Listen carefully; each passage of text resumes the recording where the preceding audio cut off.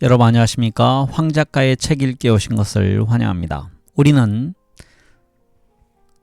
아비지트 베너지와 에스테르 디플로가 쓴 힘든 시대를 위한 좋은 경제학이라는 책을 읽고 있습니다. 2장 상어의 입부분에서요. 해외에서 유입된 이민자들이 노동시장에 미치는 영향을 살펴보고 있습니다. 네, 2장에 오늘은 두 번째 시간입니다. 우리 책의 54쪽부터 읽어가겠습니다. 네, 소제목은 왜 이주와 관련해서는 노동시장이 다르게 움직이는가 라고 되어 있습니다. 왜 고전적인 수요 공급 이론, 즉 공급이 늘면 가격이 떨어진다는 이론이 이주에는 적용되지 않는 것일까? 이에 대해 근원을 알아보는 것은 매우 중요하다. 아무리 여러 실증 근거들이 이주자가 현재 저숙련 노동자 임금에 악영향을 미치지 않는다는 것을 명확히 보여준다 해도 왜 그런지를 알지 못하면 매번 어떤 연구 결과를 볼 때마다 이 사례나 이 데이터가 특별히 예외적이어서 그런 것은 아닌지 계속 의문을 갖게 될 것이기 때문이다. 고전적인 수요 공급 이론이 얼렁뚱땅 넘겨버리는 요인 중에 사실은 이주와 관련 있는 것이 꽤 많다. 첫째, 새로운 노동자들이 유입되면 일반적으로 수요 곡선도 오른쪽으로 이동한다.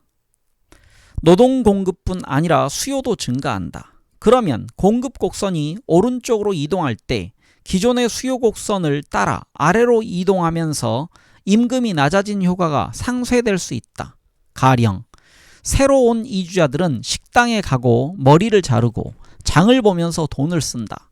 그렇게 해서 일자리가 창출되고, 즉 노동 수요가 증가하고, 이 일자리는 대개 저숙련 노동자들을 위한 일자리일 것이다.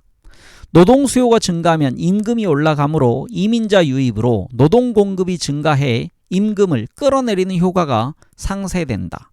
따라서 임금이 낮아지지 않고 실업도 증가하지 않을 수 있다. 쉽게 얘기하면요. 해외 이주 노동자들이 들어옴으로써 그들을 위한 또 일자리, 시장이 형성된다는 얘기입니다. 사실 수요 곡선을 오른쪽으로 이동시키는 채널이 닫히면 이민은 예상되는 바대로 현지인 노동자들에게 부정적인 효과를 낼 수 있으며 실제로 이를 보여주는 실증 연구도 있다. 그 기간 동안은 아니었지만 한때 독일 정부는 체코 노동자들이 국경을 넘어 독일로 출퇴근하는 것을 허용한 적이 있다. 가장 많았을 때는 독일로 출퇴근하며 일하는 체코 노동자가 독일 국경 도시들에서 노동력의 약 10%를 차지하기도 했다. 이때 독일 현지인의 임금은 그리 영향을 받지 않았지만 고용이 크게 줄었다. 앞에서 본 사례들과 달리 체코 노동자들이 독일에서 번 소득을 체코에 돌아가서 썼기 때문이다. 따라서 독일에서는 이주 노동자의 유입으로 노동 수요가 증가하는 연쇄 효과가 일어나지 않았다. 이주자들이 번 돈을 그곳에서 사용하지 않으면 현지에서 성장이 일어나지 않을 수 있다. 이주자들의 소득이 그들의 본국으로 들어간다면 이주의 경제적 이득이 도착국에서 발생하지 않는다. 이 경우에 우리는 그림 2-1로 돌아가게 된다. 이민으로 노동 공급이 증가할 때 우상향하는 노동 수요 곡선을 따라 임금이 내려가는 것이다. 수요 곡선이 오른쪽으로 이동해서 임금의 하락분을 상쇄해주는 효과가 없기 때문이다. 저숙련 이주자들이 현재 노동 수요를 증가시키게 되는 두 번째 메커니즘은 기계화가 늦어지는 것이다. 저임금 노동력이 안정적으로 공급될 경우 고용주 입장에서는 노동 절약적인 기술을 도입할 유인이 줄어든다. 1964년 12월 캘리포니아주는 멕시코 출신 농장 노동자가 캘리포니아 현지인 노동자들의 임금을 내리누른다는 이유로 브라세로들을 쫓아냈다. 여기서 브라세로는 멕시코 출신 농장 노동자들을 브라세로라고 했습니다. 하지만 브라세로들이 사라졌어도 캘리포니아 현지인 노동자들의 임금은 올라가지 않았다. 브라세로들이 쫓겨나자 그들의 노동에 의존하던 농장주들이 두 가지 측면에서 기계화를 시도했기 때문이다. 첫째, 그들은 기르던 작물의 생산을 기계화했다. 일례로 1950년대에 토마토 수확 기계가 나와서 노동자 1인당 생산성을 2배로 늘린 바 있었는데 저임금 브라세로 노동력을 쓸 수 있었던 캘리포니아 주에서는 이 기계의 도입이 매우 더뎠다. 브라세로들이 쫓겨나기 시작한 1964년까지 토마토 수확 기계 도입률은 거의 0%였다. 그런데 1967년에는 도입률이 100%가 되었다. 원래부터 브라세로가 없었던 오하이오주에서는 이 시기에 기계화 도입 속도가 달라지지 않았다.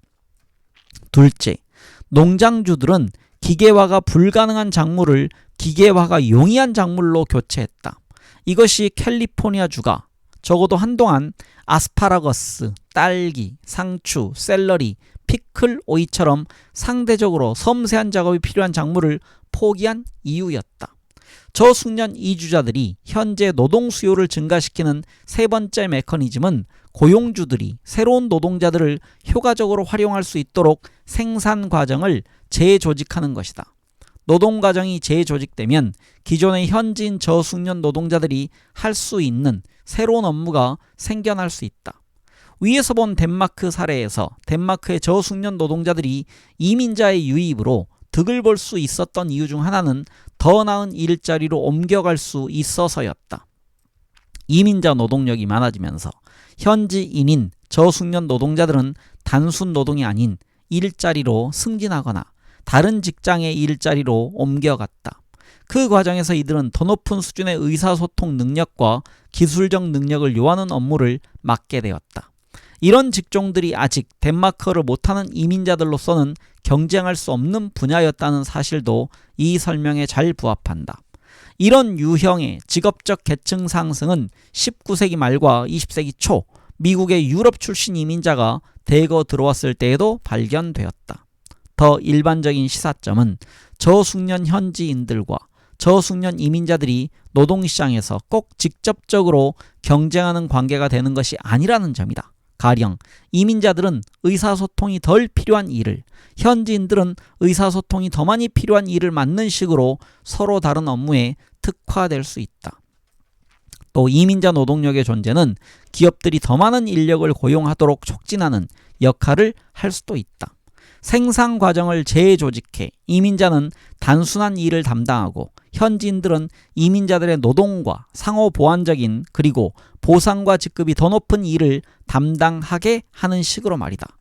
이민자와 현지인이 노동시장에서 경쟁 관계가 아니라 상호 보완 관계가 될 수 있는 또 다른 메커니즘은 이민자들이 잔디 깎기, 햄버거 패티 뒤집기, 아기나 환자 돌보기 등 현지인들이 꺼리는 업무를 맡게 되는 것이다.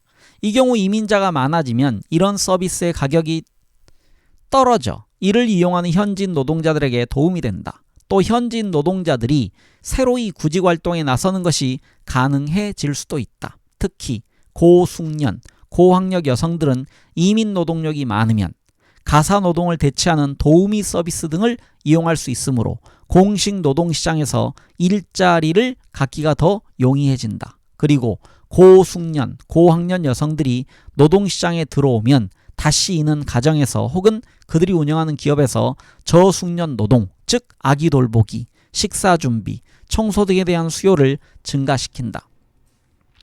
이민자가 현재에 미치는 영향은 어떤 이민자가 들어오는지와도 관련이 있다. 기업가 정신이 충만한 사람들이 이주해올 경우 이들이 창업을 해서 현지인에게 일자리를 제공할 수 있을 것이다. 반면에 저숙련 이민자들이 노동시장에서 현재 저숙련 노동자들과 구별되지 않는 집단을 형성하게 되면 이민자와 현지인은 경쟁 관계가 될 것이다.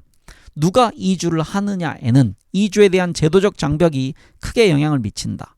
트럼프 대통령이 거지 소굴 같은 나라들에서 온 이민자들과 노르웨이에서 온 좋은 이민자들을 대조해서 말했을 때 옛날에는 노르웨이 이민자들도 엠마 라자루스가 묘사한 여기서 엠마 라자루스가 자유의 여신상에 새겨진 시에서 묘사한 지치고 가난하고 가련한 사람들이었다는 사실을 모르고 한 말이었을 것이다.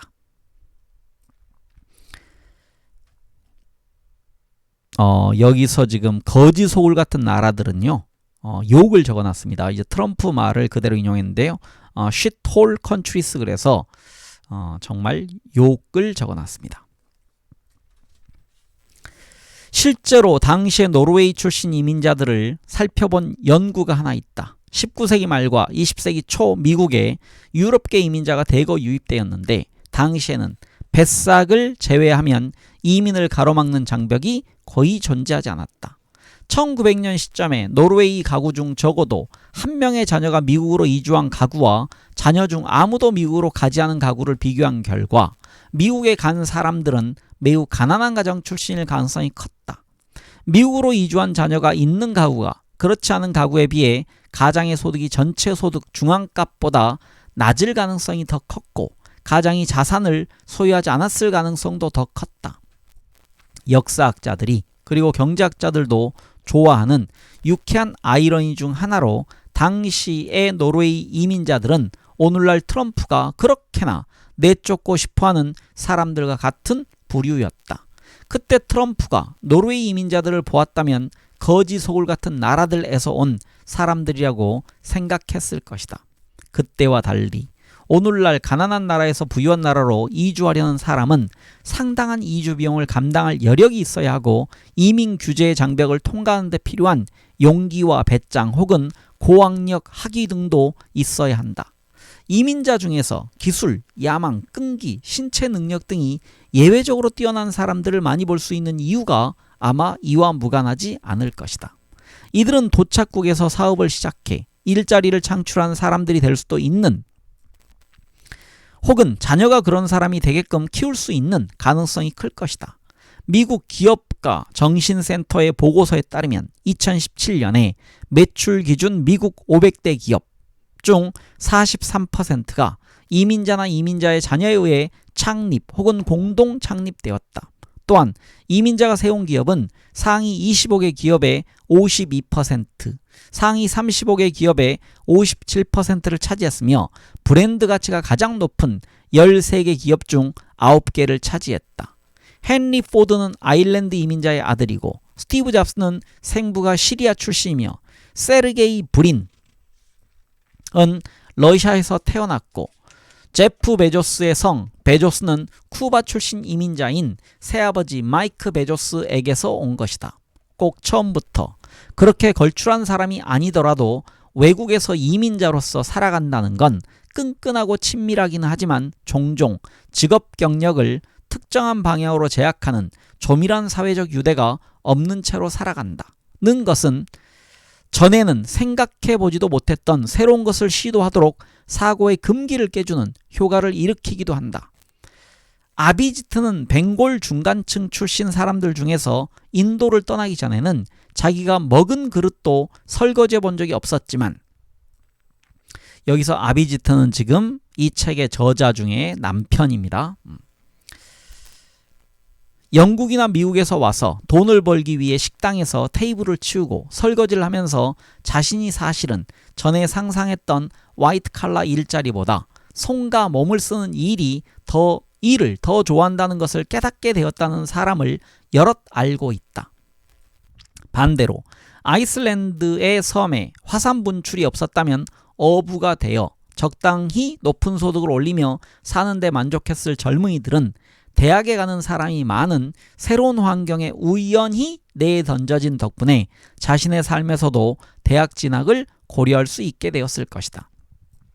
요컨대 이민자의 유입이 노동의 공급만이 아니라 수요도 증가시키는 경우 수요 공급 이론의 표준적인 이야기, 즉 이민자가 늘면 노동 공급이 늘어 임금이 낮아진다를 이민자 분석에 그대로 대입하면 문제가 생긴다. 노동 수요가 함께 증가할 경우 이민자가 많아져도 임금이 낮아지지 않을 수 있다. 그런데 노동시장의 속성 자체에 이보다 더 근본적인 문제가 있다. 사실 수요 공급 법칙은 노동시장의 작동을 설명하는 데 애초부터 그리 유용한 묘사가 못 된다. 다음 절에서 더 자세히 살펴보도록 하자. 네, 다음 소제목은 노동자와 수박입니다. 다카, 델리, 다카르 등을 새벽에 돌아다녀 보면 한 무리의 사람들, 주로 남자들이 주요 교차로 옆에 인도에 쭈그리고 앉아 있는 것을 간간히 볼 수 있다. 그날 하루 그들의 노동력을 필요로 하는 사람이 불러주기를 기다리는 일용직 구직자들이다. 주로 들어오는 일감은 공사판 일이다. 그런데 사회과학자가 보기에 정작 놀라운 점은 이 일용직 노동시장이 상당히 드물게 존재한다는 사실이다. 광역 델리 지역에 거의 2천만 명이 산다는 것을 생각하면 교차로마다 구직자들이 나와 있어야 할 것 같은데 실제로는 한참을 둘러봐야만 구직자들이 모여있는 곳을 발견할 수 있다. 델리나 다카르에는 구인 광고판도 드문 편이다. 웹사이트나 구인구직 포털 사이트에는 광고가 많이 올라오지만 그런 곳에 올라오는 일자리는 평균적인 농촌 사람이 할 수 없는 일이 대부분이다. 대조적으로 보스턴의 지하철에는 구인 광고가 가득하다. 하지만 구직자들에게 몹시 어려운 과제를 풀어서 지적 역량을 증명하도록 요구한다. 즉 그들은 노동자를 채용하고자 하지만 채용 과정이 구직자에게 너무 쉽지는 않기를 바란다. 이는 노동시장의 매우 근본적인 특성 하나를 말해준다. 사람을 채용하는 것은 가령 도매시장에서 수박을 사는 것과 적어도 두 가지 이유에서 크게 다르다. 첫째, 고용주와 노동자의 관계는 수박을 사는 경우에서보다 훨씬 더 오래 이어진다. 수박은 품질이 마음에 안 들면 다음 주에 바로 공급자를 바꿀 수 있지만 직원을 해고하는 것은 그렇게 간단한 일이 아니다. 해고를 어렵게 만드는 법적 제약이 없다고 해도 함께 일하던 직원을 내보내는 것은 아무래도 유쾌한 일이 아니고 해고된 직원이 불만을 품을 위험도 있다. 따라서 대부분의 기업은 일할 의사가 있는 사람이라고 해서 아무나 데려다 일을 시키지는 않는다. 그가 제 시간에 일터에 올 것인지, 업무 역량이 기준에 미칠 것인지, 동료 직원들과 싸움을 하거나 중요한 고객에게 모욕적인 행위를 하거나 비싼 장비를 망가뜨리거나 하지는 않을지 등도 신중하게 고려한다. 둘째, 노동자의 질은 수박보다 판별하기 어렵다. 전문적인 과일 소매상은 좋은 수박을 단번에 알아본다. 칼 마르크스가 상품으로서의 노동력에 대해 이야기했지만 상품이긴 해도 노동력이라는 상품은 일반적인 상품과 다르다. 그래서 기업은 자신이 채용하려는 사람이 어떤 사람인지 알기 위해 모종의 노력을 기울여야 한다. 고임금 직종에 대해서는 시간과 돈을 들여서 면접, 시험, 평판 조회 등의 채용 과정을 거친다. 이는 기업에도 구직자에게도 비용이 드는 일이며 어느 국가에서나 마찬가지다. 일예로 에티오피아에서 수행된 한 연구에 따르면 중간 정도의 숙련이 필요한 사무직 일자리를 얻기 위해 구직자는 지원 과정에만 며칠이나 들여야 했고 회사에도 여러 차례 오가야 했다. 금액으로 환산하면 매번 구직자가 지원 과정에서 들이는 비용은 채용될 경우 받게 될 월급의 10분의 1 정도에 해당하는 것으로 나타났다. 게다가 지원을 해도 실제 고용으로 이어질 가능성이 매우 낮아서 많은 사람들이 아예 지원을 포기하고 있었다. 이런 이유로 기업들은 저임금 일자리의 경우에 공식적인 면접이나 시험 절차를 두기보다는 믿을 만한 사람의 소개나 추천에 의존하려 한다. 어쨌든 무작정 찾아와서 일자리를 달라는 사람을 채용하는 기업은 거의 없다. 그가 더 낮은 임금을 받고 일할 의사가 있다고 해도 그렇다. 이것은 고전적인 수요 공급 이론이 묘사하는 바와 부합하지 않지만 고용주로서는 나중에 그 노동자를 해고하고 싶어질지도 모르는 상황에 들어가는 것 자체가 매우 비용이 큰 일이다. 한 연구팀이 에티오피아의 기업 중에서 무작위로 채용을 할 의사가 있는 곳을 찾기 위해 300개가 넘는 기업을 접촉했는데 참여하겠다는 기업은 겨우 5곳뿐이었다. 연구팀이 접촉한 기업들에서 채용을 하려는 직종은 특별한 기술이 필요하지 않는 일들이었지만 그렇더라도 기업들은 어떤 사람이 들어올지에 대해 어느 정도 통제력을 갖고자 했다.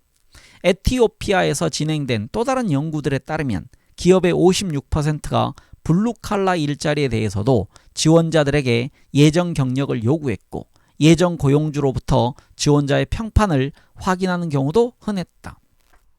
여기에는 몇 가지 중요한 시사점이 있다. 첫째, 취직을 해서 이미 자리를 잡은 노동자는 신규로 진입하려는 노동자보다 표준적인 수요 공급 곡선 이야기가 암시한 정도에 비해 훨씬 높은 직업 안정성을 누린다. 현 고용주가 그들이 어떤 사람인지 알고 있으므로 잘 모르는 신규 지원자보다 더 신뢰할 수 있기 때문이다. 기존 점유자가 된다는 것은 매우 유리한 일이다. 물론 이주자 입장에서는 안 좋은 소식이다. 그런데 이주자에게 더 안 좋은 두 번째 시사점이 있다.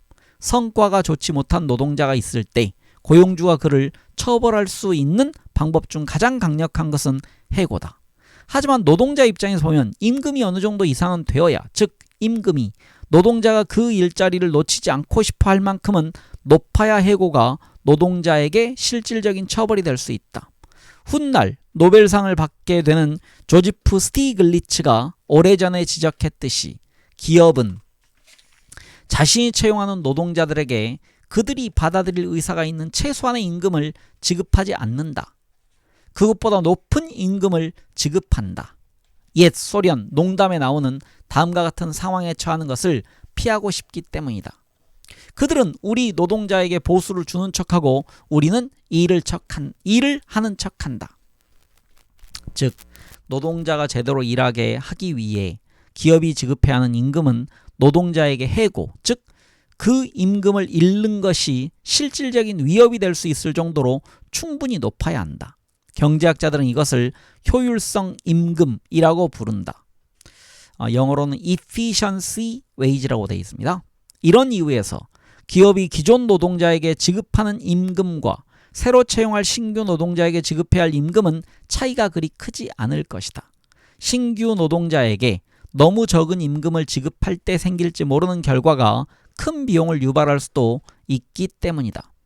이는 고용주가 이주자를 채용하려는 인센티브를 줄이게 된다. 또 고용주는 자신의 공장이나 작업장 내에서의 임금 격차가 큰 것을 꺼리는 경향이 있다. 노동자들의 사기를 떨어뜨릴 수 있기 때문이다. 여러 실증 근거에 따르면 노동자들은 조직 내에서의 불평등을 싫어한다. 그 불평등이 개개인의 생산성과 연관되어 있다 해도 그 연관성이 곧바로 파악될 만큼 명백하고 투명하지 않은 한 같은 공장이나 회사 내에 임금 불평등이 존재하는 것을 싫어한다. 노동자들이 불만을 갖는 일터는 생산적인 일터가 될 수 없다. 그래서 현지 노동력이 더 값싼 이민자 노동력으로 빠르게 대체되는 현상은 잘 벌어지지 않는다. 이는 앞에서 언급한 체코 노동자의 사례에서 나타난 또 다른 결과와도 잘 부합한다. 체코 노동자들이 독일로 출퇴근할 수 있게 되었을 때 독일 현지인들의 고용이 줄어든 것은 그들이 일자리를 잃어서, 즉 해고되어서가 아니었다. 그보다는 체코 노동자가 유입되지 않은 도시들에 비해 현지인 구직자에게 새로운 일자리 기회가 생기지 않아서였다. 독일 기업들은 체코 노동자들이 유입되었다고 해서 기존에 고용하고 있던 독일인 노동자들을 해고하고 체코 노동자들로 대체하지는 않았다.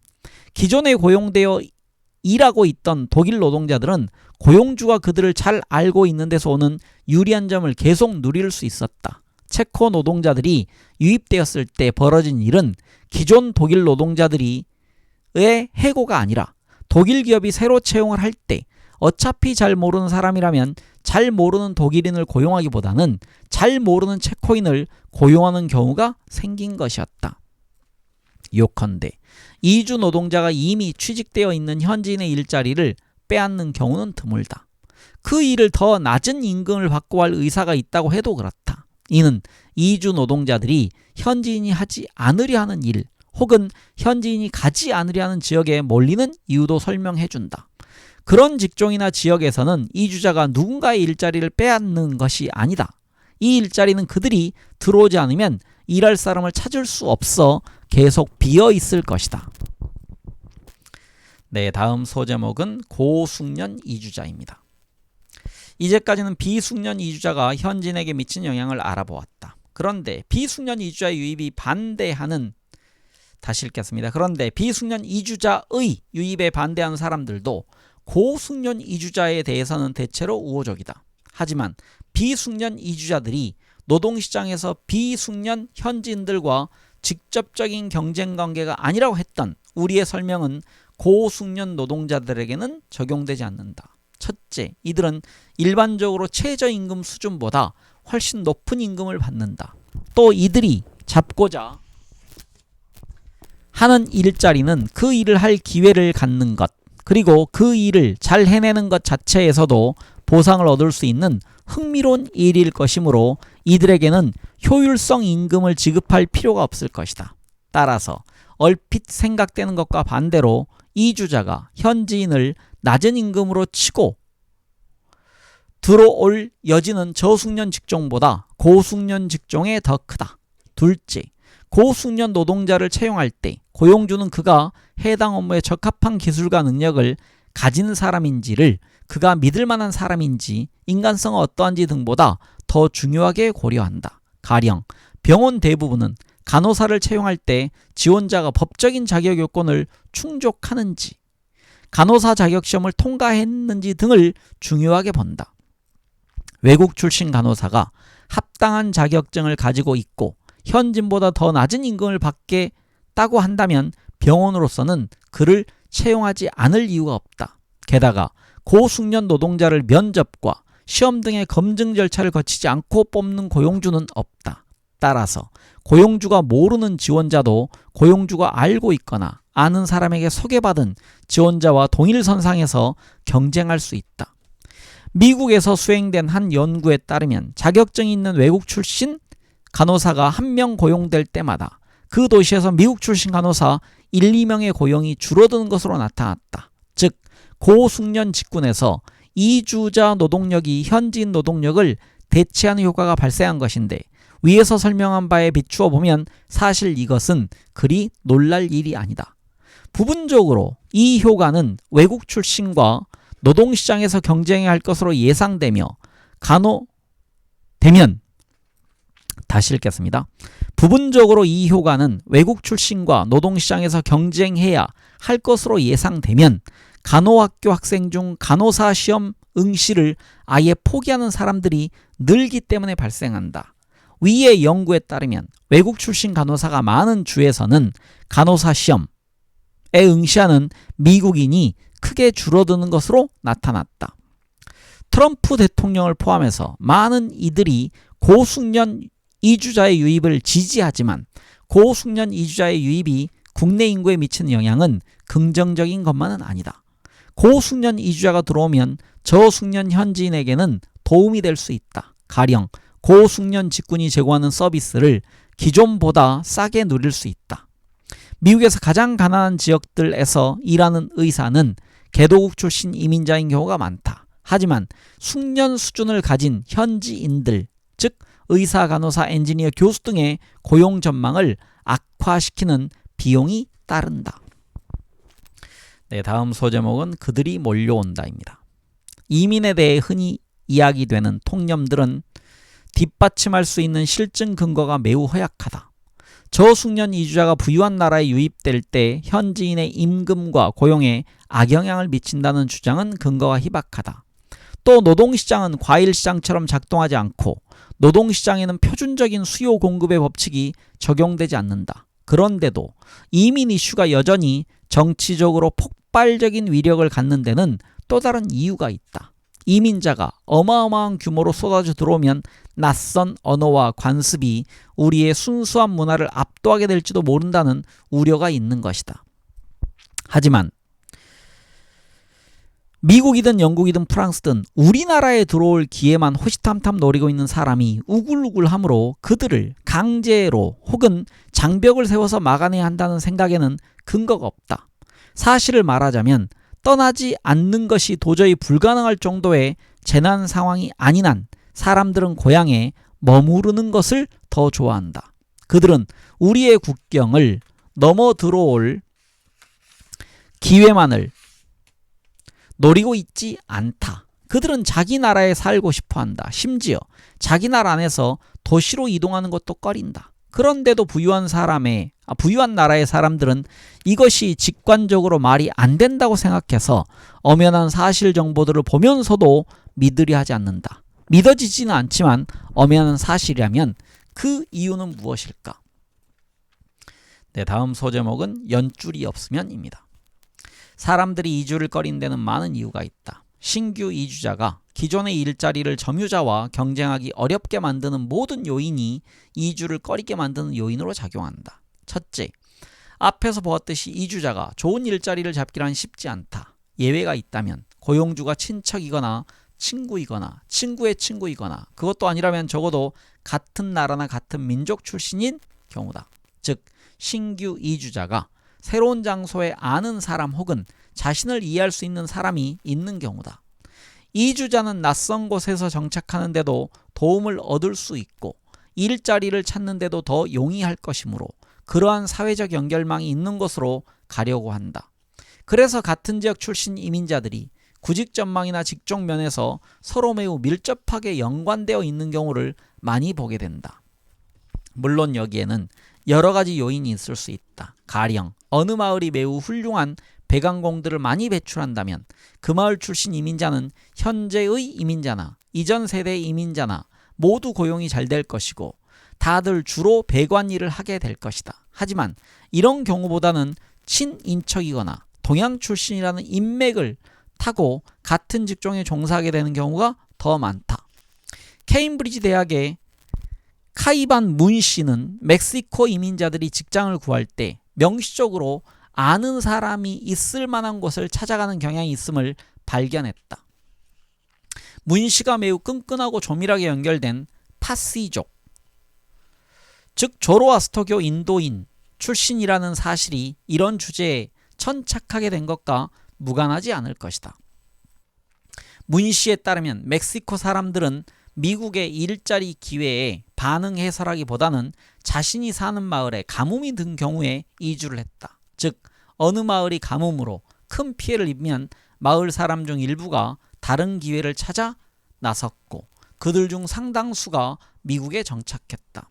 그리고 이들은 그 이후에 미국으로 건너오는 동양 사람들에게 현지에서 기반을 가진 사람으로서 정착과 취업을 도와줄 수 있는 중요한 인맥 역할을 했다.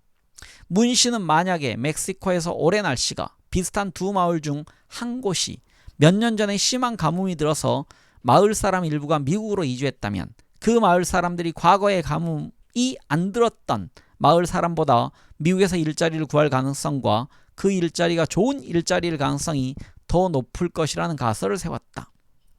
그는 가뭄 피해가 있었던 마을이 가뭄 피해가 없었던 마을에 비해 미국으로 이주한 사람, 미국에 이주해서 취업이 된 사람, 그리고 좋은 일자리에 취업된 사람이 더 많을 것이라고 예측했는데 이 예측은 데이터와 정확히 맞아떨어졌다. 노동시장에서 네트워크는 실로 큰 영향력을 갖는다. 난민이 재정착할 때도 마찬가지다. 새로운 나라에서 일자리를 구하는데 성공할 가능성이 가장 높은 사람들은 같은 나라 출신 난민이 이미 정착해 있는 도시로 보내진 사람들이었다. 먼저 정착한 사람들이 새로운 난민을 꼭 개인적으로 알지는 못하더라도 이들은 고향 사람을 도와야 한다는 강한 의무감을 갖고 있다.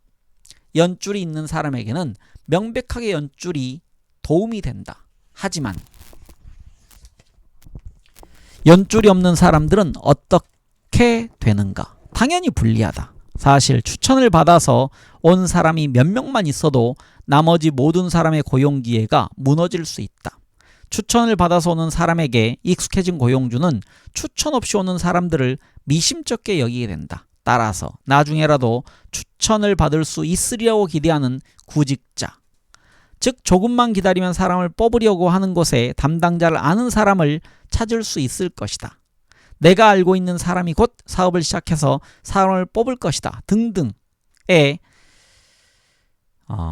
제가 중간에 설명인데 이거를 넣어서 읽으려다가 실패했습니다. 방금 읽었던 내용이 괄호로 있었고요. 다시 읽겠습니다. 그래서 따라서 나중에라도 추천을 받을 수 있으리라고 기대하는 구직자는 당장 일자리를 찾기보다는 추천을 받을 수 있을 때까지 기다리려 할 것이다. 여기서 이제 곧 직업을 구하려는 구직자가 담당자를 알거나 아니면 알고 있는 사람이 곧 사업을 시작한다는 내용을 알고 있다는 얘기입니다. 아무에게도 추천을 받을 가능성이 없으리라고 생각하는 사람만이 무작정 문을 두드리면서 일자리를 구할 텐데 이들은 실제로 그리 좋은 노동자가 아니어서 추천받지 못하는 것일 수 있다. 따라서 고용주들은 합리적으로 그들을 고용하지 않으려 할 것이다. 이런 상황이 되면 시장이 무너진다. 1970년에 훗날 노벨상을 타게 되는 조지 에컬로프 가로 열고 1970년에는 박사학위를 갓받은 젊은 학자였던 이 사람은 레몬 시장이라는 논문에서 중고차 시장에 차를 내놓는 사람들이 품질이 낮은 차를 팔아치우려는 인센티브를 갖고 있기 때문에 시장 자체가 무너지게 된다고 주장했다. 여기서 레몬 시장은 The Market for Lemons 이렇게 되어 있습니다. 여기서 우리가 좀 알아야 될 게요. 레몬이란 건 뭐냐면은 겉은 신선해 보여도 속이 썩을 수 있다. 그래서 우리말로 하면은 중고차 시장에선 똥차를 레몬이라고 그럽니다. 네, 이어가겠습니다. 노동시장에서 고용주가 소개 없이 오는 구직자를 볼 때 작동하게 되는 자기 확증적 판단 과정이 여기에서도 작동하는 것이다. 구매자가 시장에 나온 중고차의 품질을 의심할수록 그가 중고차에 지불할 의사가 있는 금액은 줄어들 것이다. 문제는 그 경우에 품질이 좋은 중고차를 가진 사람들이 자기 차를 시장에 내놓지 않으려 하게 된다는 데 있다. 이들은 차를 팔지 않고 계속 가지고 있거나 중고차 시장을 통하지 않고 자신을 잘 알고 믿어주는 친구에게 차를 팔려고 할 것이고 망가지기 일보 직전인 차를 가진 사람만이 차를 중고차 시장에 내놓으려고 할 것이다. 이런 식으로 품질이 가장 안 좋은 자동차나 조건이 가장 떨어지는 구직자만 시장에 나오게 되는 과정을 역선택, 영어로 adverse selection이라고 부른다. 흔히 연줄은 사람에게 도움이 된다고 여겨지지만 누구는 연줄이 있고 누구는 없는 경우에는 아무도 연줄이 없었더라면 잘 작동했을 시장이 무너지는 결과를 낳을 수 있다. 아무도 연줄이 없다면 운동장은 평평할 것이다. 하지만 일부가 연줄을 갖기 시작하면 시장이 제대로 작동하지 못하게 되어 대부분 사람들이 일자리를 찾지 못하는 결과를 초래할지 모른다. 네, 다음 소제목은 안락한 고향이란 제목입니다. 인도에서 연구를 진행하면서 아비지트는 델리의 슬럼가로 이주해 온 사람들에게 도시에서 살아서 좋은 점이 무엇인지 물어보았다. 그들은 도시 생활의 많은 면을 좋아했다. 아이에게 교육을 시킬 수 있는 기회도 더 많았고 의료 접근성도 더 높았으며 일자리를 찾기도 더 쉬웠다. 하지만 그들이 도시 생활에서 너무나 싫어하는 것이 하나 있었는데 바로 환경이었다. 이것은 놀랄 일이 아니다. 델리는 세계에서 대기 오염이 가장 심각한 곳 중 하나다. 거주 환경 중에서 제일 먼저 개선하고 싶은 문제가 무엇이냐고 물었더니 69%가 배수와 하수시설 미비, 54%가 쓰레기 수거 미비를 꼽았다. 배수 문제, 하수시설 부족, 방치된 쓰레기는 매캐하기도 하고 썩은 냄새 같기도 한 인도 슬럼가 특유의 악취를 일으킨다. 그래서 슬럼 거주자들은 가족을 불러오기를 꺼린다. 그리고 도시 생활이 너무 견디기 어려워지면 그리고 실제로 꽤 빨리 그렇게 되기도 하며 따라서 집에 간다. 라자스탄주의 농촌에서 도시로 돈을 벌러 간 사람은 평균적으로 한 달에 한 번씩 집에 다녀간다. 또 도시로 가서 3개월 이상 머무는 사람은 10명 중에 1명꼴에 불과하다. 그래서 사람들은 웬만하면 고향에서 멀리 떨어지지 않으려고 한다. 이는 그들이 가질 수 있는 일자리와 획득할 수 있는 기술의 종류를 제한하는 요인이 된다. 그런데 도시로 온 사람들은 왜 꼭 슬럼에 혹은 그보다도 열악한 곳에 살아야 하는가? 왜 더 나은 곳에 집을 얻지 못하는가? 대부분의 경우 이들에게는 여윳돈을 어느 정도 모았다 해도 더 나은 주거지로 옮겨갈 수 있는 선택지 자체가 존재하지 않는다. 많은 개발도상국의 주거 사다리에는 뭉텅 빠져있는 칸이 있다. 바닥 쪽 칸인 슬럼의 다음 칸은 깔끔한 작은 아파트들이 있는 주거지인데 슬럼 거주자들로서는 그곳의 집세를 도저히 감당할 수 없다. 이 두 칸은 뚝 떨어져 있고 그 사이에는 마땅한 집이 없다. 이렇게 된 데는 이유가 있다. 대부분의 제3세계 도시에는 모두에게 공급할 수 있을 만한 인프라가 부족하다. 최근에 한 보고서에 따르면 인도만 해도 2016년에서 2040년 사이에 들여야 할 인프라 비용이 4.5조 달러에 달할 것으로 추산된다.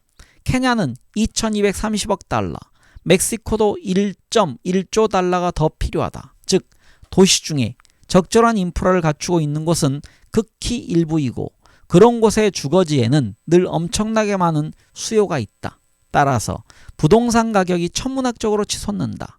실제로 세계에서 가장 비싼 부동산 중 몇몇을 인도에서 볼 수 있다. 그리고 도시의 나머지 지역들은 자금이 부족해 마구잡이로 개발이 진행되고 가난한 사람들은 비어있는 땅을 발견하면 하수시설과 수도관이 있든 없든 닥치는 대로 무단 거주를 한다. 살 곳이 절박하게 필요하지만 자신의 땅이 아니어서 언제라도 쫓겨날 수 있다는 것을 알기 때문에 이들은 영구적인 구조물이 아니라 판잣집을 짓고 산다. 이렇게 해서 도시 풍경의 흉터처럼 보이는 판잣집들이 제3세계 슬럼가의 외양을 이루게 된다. 이에 더해 에드워드 글레이저의 역작 도시의 승리, 영어 제목으로는요 Triumph of the City에 따르면 고층 아파트가 조밀하게 들어서면 중산층이 구매할 수 있는 가격대의 주택이 공급될 수 있을 텐데 도시 계획가들이 종종 고밀도 지구를 싫어하고 정원도시를 짓고자 하는 바람에 상황이 더 악화되었다. 예를 들어 인도의 건물 높이 규제는 파리, 뉴욕, 싱가포르보다도 더 엄격하다. 고층 건물이 규제되는 바람에 도시는 어마어마하게 수평으로 퍼져나가게 되었다. 그래서 대부분의 인도 도시에서는 사람들이 일터에 오가는데 엄청난 시간을 들여야 한다. 정도는 덜하지만 중국 등 다른 많은 나라들도 같은 문제를 겪고 있다. 이러한 도시정책은 농촌에서 도시로 오는 저소득층 이주자에게 매우 내키지 않는 선택지를 제시한다. 운이 좋다면 슬럼의 판잣집을 한 칸 구해 오가는 데만도 몇 시간씩 걸리는 곳에서 일자리를 잡아 살아갈 수 있다. 그렇지 않으면 다리 밑, 자신이 일하는 건물의 바닥, 릭샤 안, 트럭 안에서 자거나 가게 차양을 지붕 삼아 노숙을 하며 비참하게 살아야 한다. 이것만으로도 농촌 사람들이 도시로 이주하는 것을 꺼리게 하기에 충분할 텐데 이에 더해 이주 초기에는 이주자가 도시에서 잡을 수 있는 일자리가 다른 사람들은 아무도 하지 않으려 하는 일자리뿐이기 쉽다는 것까지 생각하면 위에서 본 여러 요인들 때문에 노동시장은 신규로 진입한 이주자에게 불리하게 작동한다. 따라서 더더욱 이주를 꺼리게 될 것이다. 그런 상황이라도 감수하는 것 외에는 도저히 다른 방법이 없게 되었다면 몰라도 가족과 친구를 두고 먼 곳으로 가서 겨우 다리 밑에서 자면서 바닥을 청소하거나 테이블을 치워야 하는 생활에 적극적으로 흥미를 갖기는 어려울 것이다. 이런 이유로 도시로 가자마자 겪어야 할 숱한 고난의 시기를 넘어서까지 생각할 수 있는 사람들, 버스보이에서 시작해 레스토랑 사장까지 계층 사다리를 오르는 자신의 모습을 그려볼 수 있는 사람들이 아니면 대체로 이주에 나서지 않을 것이다. 고향이 주는 장점은 친밀함과 안락함만이 아니다. 가난한 사람들의 삶은 매우 취약하고 위태롭다. 벌이도 들쭉날쭉하고 건강도 아슬아슬해서 필요할 때 도움을 청할 사람이 가까이에 있는 것이 매우 중요하다. 조밀한 유대를 더 많이 가지고 있을수록 안 좋은 일이 닥칠 때 생존에 필요한 완충 효과를 더 용이하게 얻을 수 있다. 대도시에도 조밀한 인간관계가 있을 수는 있겠지만 나하고 자란 고향만은 못할 것이다. 즉 고향을 떠나면 생존에 필수 불가결한 유대의 연결망을 잃게 되기 때문에 극도로 절박하거나 상당히 여유가 있는 사람이 아니면 이주에 수반되는 위험을 감내할 수 없을 것이다. 고향에서 얻을 수 있는 안락함과 조밀한 유대는 해외 이주에 대해서도 마찬가지로 저의 요인이 된다. 아니, 해외 이주에서는 더할 것이다. 해외로 가는 이주자는 익숙하고 소중한 모든 것을 남겨두고 대개 혼자 떠나야 하며 몇 년이나 집에 다녀가지 못하기 때문이다. 네, 다음 소제목은 가족의 유대입니다. 전통적인 공동체가 갖는 속성도 이주를 가로막는 중요한 이유 중 하나다. 카리브해 지역 출신 경제학자로 개발경제학 분야의 개척자인 아서 루이스, 1979년에 노벨상을 받았던 이 사람은 1954년에 펴낸 유명한 논문에서 다음과 같은 사례를 제시했다. 도시에 가면 주당 100달러를 버는 일자리를 얻을 수 있다고 해보자. 그리고 당신이 사는 시골 마을에는 일자리가 없지만 가족이 운영하는 농장에서 일을 하면 소출의 일부를 가질 수 있다고 해보자. 총 소출은 주당 500달러치인데 형제가 4명이어서 각각 125달러치를 가져간다. 그런데 당신이 도시로 떠나면 농사일에 기여하지 않으므로 농업 소출을 분배받지 못한다. 도시에서나 농촌에서나 노동시간과 노동 강도가 비슷하다고 가정하면 당신은 도시로 떠날 이유가 없을 것이다. 이 논리는 농장에서 당신의 노동력을 필요로 하느냐 아니냐와 상관없이 성립한다. 이 부분이 루이스의 핵심적인 통찰이다. 당신이 농장에서 일을 하든 안 하든 농장의 소출이 동일하게 500달러라고 해보자. 이때 당신이 도시로 가면 가족의 총 소득은 100달러 늘어나지만 당신 본인에게는 농촌에 계속 머무는 경우보다 득이 될 것이 없다. 도시로 가면 당신은 100달러를 벌 것이고 나머지 3명의 형제가 농업소출 500달러를 나눠 갖게 될 테니 당신으로서는 농장에 남아서 125달러를 갖는 게 이득이다. 따라서 당신은 도시로 가지 않을 것이다. 오늘날과 조금 더 가까운 사례로 바꿔서 가족 농장이 아니라 가족이 운영하는 택시회사라고 가정해도 마찬가지다. 당신은 떠나지 않고 가족과 함께 머물고자 하는 인센티브를 갖게 된다. 만약 형제들이 농장 소출 중 50달러를 당신에게 떼어주겠다고 약속하면 모두에게 득이 된다. 이 경우 당신은 총 150달러의 소득을 올릴 수 있고 나머지 3명의 형제도 450달러의 3분의 1인 150달러를 가질 수 있게 된다. 하지만 현실에서는 이런 일이 벌어지기 어렵다. 약속이 이행되지 않을 가능성이 크기 때문이다. 당신이 도시로 갔는데 형제들이 당신이 농장에 혹은 가족이 운영하는 택시회사에 일원이라는 것을 부인하면 어떡하는가? 따라서 당신은 가족 농장에 당신도 지분이 있음을 확실히 하기 위해 떠나지 않고 나무리할 것이다.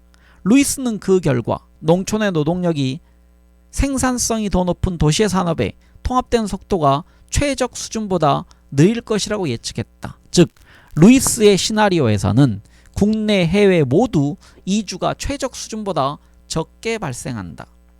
여기에서 끌어낼 수 있는 더 일반적인 시사점은 유대의 연결망, 즉 가족은 그 연결망의 특수한 형태라고 볼 수 있는 특정한 문제를 해결하기 위해 고안된 것이지 꼭 일반적인 사회적 이익을 촉진하는 것은 아니라는 사실이다.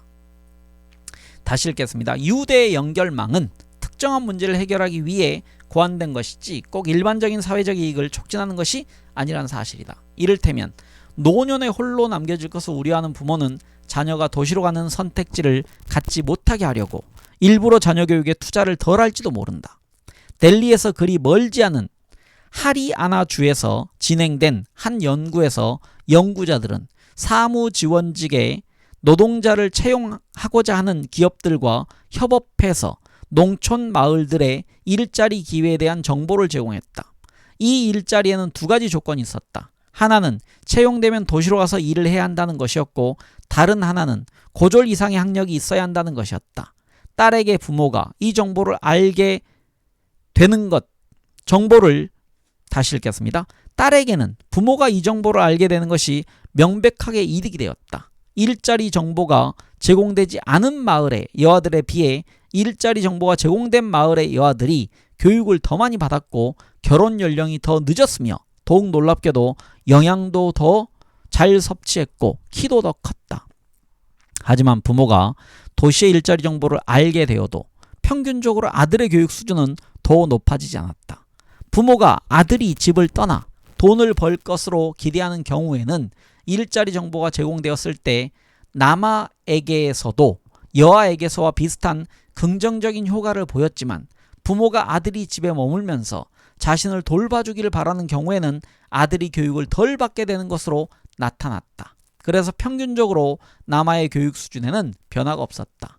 후자의 부모들은 아들이 고향에 머물러 머물게 하려고 의도적으로 아들이 노동시장에서 불리한 위치에 처하도록 만든 셈이다. 네, 다음 소제목은 카트만두의 잠 못 이루는 밤입니다. 공군기의 도시로 가서 일자리를 찾도록 독려하기 위해 농촌 사람들에게 11.5달러의 인센티브를 제공했던 방글라데시의 실험을 다시 생각해보자. 이때 도시로 왔던 사람들 대부분은 자기 돈을 들여서 갔더라도 충분히 만족했을 만큼 높은 소득을 올릴 수 있었다. 하지만 소수이긴 했어도 자기 돈을 들여서 가야 했더라면 도시로 간 것이 경제적으로 손실이 되었을 사람들도 있었다. 그들은 도시에서 일자리를 찾지 못했고 빈손으로 돌아왔다. 11.5달러를 받아서 비용을 충당할 수 있었기 때문에 금전적으로 손실이 있었던 것은 아니지만 만약 자기 돈을 들여 다녀와야 했다면 그 비용만큼 손실을 입었을 것이다. 대개 사람들은 위험을 좋아하지 않는다. 생계 수준에서 아슬아슬하게 살아가고 있는 사람들은 더욱 그렇다. 작은 손실이라도 발생하면 기아의 나락으로 떨어질 수 있기 때문이다. 그렇다면 이것이 많은 사람들이 이주를 시도하지 않는 이유일까? 그럴 법하긴 하지만 위의 설명에는 문제가 있다. 도시로 갈 생각이 있다면 미리 저축을 해서 11.5달러를 마련해 둘 수도 있었을 것이기 때문이다. 미리 저축해둔 11.5달러가 있었다면 도시에 갔다가 일자리를 못 찾고 그냥 돌아온다고 하더라도 저축도 안 하고 도시로도 가지 않는 경우에 비해 경제적으로 상황이 더 나빠지지 않는다. 여러 실증 자료에 따르면 농촌에 가난한 사람들도 11.5달러 정도는 저축을 할 수 있고 실제로 다른 일들을 위해서는 종종 저축을 한다. 그런데도 도시로 일자리를 구하러 가는데 필요한 돈은 저축하지 않는다. 왜 그들은 도시로 가는 것을 시도하지 않는 것일까? 한 가지 가설은 그들이 위험을 과대평가하고 있을 가능성이다. 네팔에서 수행된 한 연구가 이를 잘 보여준다.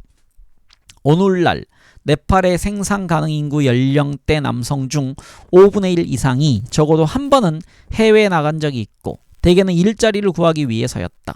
이들은 주로 말레이시아, 카타르, 사우디아라비아, 아랍에미레이트 연합 등지로 가며 한 번 나갈 때 1, 2년 정도 일하고 그 기간 내내 특정한 고용주 밑에서 일하도록 계약하는 경우가 많다. 현지의 일자리를 이미 구한 상태여야 비자를 받을 수 있다는 점을 생각하면 이주자들이 이주의 비용과 편익에 대해 잘 알고 있으리라고 예상하기 쉬울 것이다. 그런데 우리가 만나본 네팔의 당국자들은 네팔 이주자들이 해외로 나가서 어떤 상황에 처하게 될지 잘 모르는 상태로 떠나는 경우가 많다고 우려했다.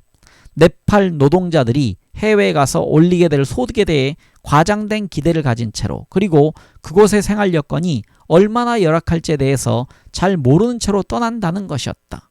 우리의 박사과정 학생인 네팔 출신 대학원생 마에슈 워슈레스타는 네팔 당국자들이 우려하는 바가 사실인지 알아보기로 했다.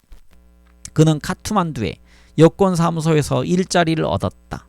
해외로 나가려는 사람이 여권을 신청하러 오는 곳으로 슈레스타는 이곳에서 일하면서 이주 계획이 있는 노동자 3,000명 이상을 인터뷰할 수 있었다. 슈레스타는 해외에 가면 얼마나 받을 것이라고 예상하는지, 어디로 갈 것이라고 예상하는지, 그곳에서의 생활 여건이 어떨 것이라고 예상하는지 등을 상세히 질문했다. 슈레스타는 이주 희망자들이 정말로 소득을 실제보다 다소 낙관적으로 전망하는 경향이 있음을 발견했다. 그들은 자신이 벌게 될 소득을 25% 정도 과대평가하고 있었다. 여기에는 여러 가지 이유가 있을 수 있다. 가령 이주 알선 브로커들이 그들에게 거짓말을 했을 수 있다. 그런데 정작 이주 희망자들이 더 크게 잘못 생각하고 있는 것은 따로 있었으니 그들은 해외에서 일하다가 사망할 가능성을 실제보다 굉장히 높게 생각하고 있었다. 평균적으로 이들은 2년의 체류기간 사이에 1000명 중에 10명꼴로 시신이 되어 돌아오게 될 것이라고 생각했는데 실제 사망자 비중은 그보다 훨씬 낮은 1000명 중 1.3명이었다. 슈레스타는 여권을 신청하러 온 이주 희망자들 중 일부를 무작위로 선정해서 한 집단에는 해외 실제 임금 수준을, 한 집단에는 실제 사망률 수준을, 또 한 집단에는 두 정보 모두를 알려주고 아무 정보도 주지 않은 집단과 비교해 보았다. 실험 결과 정보 제공은 이주 희망자들에게 매우 유용하게 작용했다.